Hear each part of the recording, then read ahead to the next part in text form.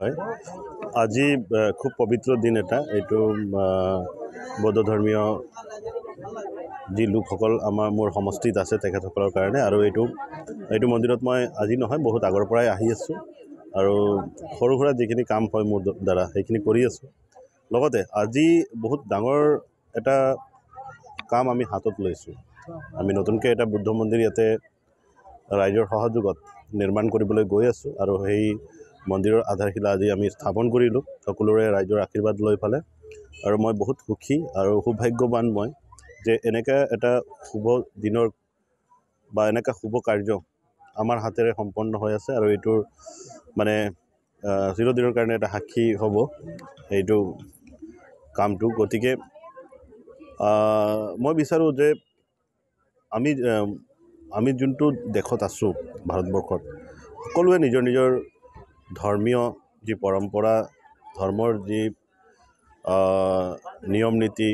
সংস্কৃতি এইবিলাক গোটেইখিনি ধুনীয়াকৈ পালন কৰি যাওক আৰু আগতে যেনেকৈ ইয়াতে আছিলে গতিকে ইয়াতে গুৰু মহাৰাজবিলাক আহিবৰ কাৰণে বা সেনেকুৱা পৰিৱেশ এটা বনাই তোলাৰটো মোৰ দায়িত্ব হয় বা ইয়াৰে ৰাইজে বহুতবাৰ মোক জনাইছিলে আগতে যে আমাক এনেকুৱা ঘৰ এটা লাগে বা অমুক এটা লাগে বা এইটো ঠাইটো এনেকুৱা ইমান এটা ডেভেলপ নাছিলে মই প্ৰথমে জিকাৰ লগে লগে ইয়াতে আৰ্থ ফিলিঙে কৰিছিলোঁ আৰ্থ ফিলিং কৰি পেলাই ঠাইটো সমান কৰিছিলোঁ চ' গতিকে ক্ৰমাৎ আমি জড়িত হৈ আছোঁ বহুত আগৰ পৰাই বাইদেউসকল মোৰ ইলেকশ্যন আগৰ পৰাই জড়িত হৈ আছে গতিকে আমি সকলোৱে মিলি পেলাই ইয়াতে যিখিনি আধ্যাত্মিক পৰিৱেশ এটা লাগে আমি যোন ভগৱানক আমি আৰাধনা কৰোঁ সেই আৰাধনা কৰোঁতে যি এটা পৰিৱেশ লাগে সেইটো সৃষ্টি কৰিব বিচাৰিছোঁ যাতে আমাৰ নৱপ্ৰজন্ম যি আছে তেখেতসকলে নিজৰ ধৰ্মটোক পাহৰি নাযায় আৰু আজিকালি এনেকৈ হৈ যায় নহয় যে নিজৰ ধৰ্মক এৰি ফালে বেলেগ ধৰ্মৰ ফালে কেনেকৈ ৰূপান্তৰ হয় বা ধৰ্মান্তক হয় কেনেকৈ হয় কি নিজৰ ধৰ্মীয় যি আমি পৰম্পৰা যি পালন কৰিব লাগে সেইবিলাকত আমি পিছুৱাই যাওঁ তেতিয়া আমাৰ নৱপ্ৰজন্মৰ ল'ৰা ছোৱালীয়ে বেলেগ ফালে মানে অলপ গতি কৰে গতিকে আমি সেনেকৈ পৰিৱেশ আমি বনাই দিব লাগিব যাতে আমাৰ নৱপ্ৰজন্মই আমাৰ ধৰ্মটোক মানে ধৰি ৰাখে আৰু তেখেতসকলে বাহক হয় এইটো ধৰ্মৰ কিয়নো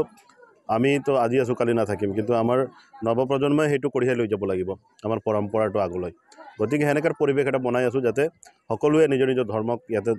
মানে খুব ধুনীয়াকৈ পালন কৰে আধ্যাত্মিক চিন্তাধাৰা কৰে আৰু যোনটো গাঁৱত যোনটো এৰিয়াত আধ্যাত্মিক চিন্তাধাৰা আছে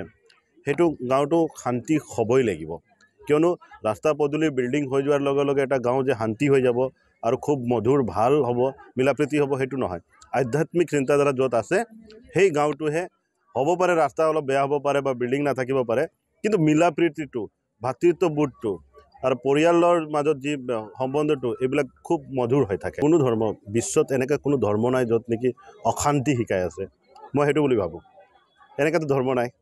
চ' গতিকে মই বিচাৰিছোঁ যে আমাৰ যিবিলাক নৱপ্ৰজন্ম আছে ধৰক আমিও বহুত বস্তু আমাৰ সনাতনী ধৰ্মীয় বহুত বস্তু আমি অধ্যয়ন নকৰিলোঁ আমি বহুত বস্তু নাজানো বহুতখিনি কথা নাজানো আমি কিন্তু মই বিচাৰিছোঁ যে পৰিৱেশ এটা লাগে যাতে নৱপ্ৰজন্ম যিবিলাক আছে তেখেতসকলে অধ্যয়ন কৰিব পাৰে আৰু অধ্যয়ন কৰিলেহে যি আমাৰ ভগৱান গৌতম বুদ্ধৰ যি জীৱনী যি মানে তেখেতৰ আত্মজীৱনী আছে সেইটো অধ্যয়ন কৰিব লাগিব আমাৰ ল'ৰা ছোৱালীয়ে এনে কথাত পাঠ হ'ব লাগিব সেনেকুৱা অনুষ্ঠানবিলাক হ'ব লাগিব তেতিয়াহে গম পাব আমিও এতিয়ালৈকে অধ্যয়ন কৰা নাই কিছু ক্ষেত্ৰত কৰিছোঁ যদিও কিন্তু এই মা দেউতাৰ পৰা সেই অনুষ্ঠানবিলাকৰ পৰাহে আমি শুনি ফালে চাই ফালে আমি শিকিছোঁ গতিকে এনেকুৱা পৰিৱেশ বনাই দিলে অট'মেটিকলি নেক্সট জেনেৰেশ্যন হওক তেওঁলোকে ক্ৰমাৎ শিকি আহিব বস্তুটো নাই এতিয়া মানে পিকচাৰ আমি বাকী হে আমি ফাউণ্ডেশ্যন ষ্টাৰ দিছোঁ কমপ্লিট হোৱাৰ পিছত ক'ম কমপ্লিটটো হৈ লওক এইটো হোৱাৰ পিছতহে ক'ম আৰু ক্ৰিটিচাইজ বেলেগক নকৰোঁ মই মানে বেলেগে কি কৰিছে সেইটো নাজানো মই কি কৰি আছোঁ সেইটো বেছি গুৰুত্ব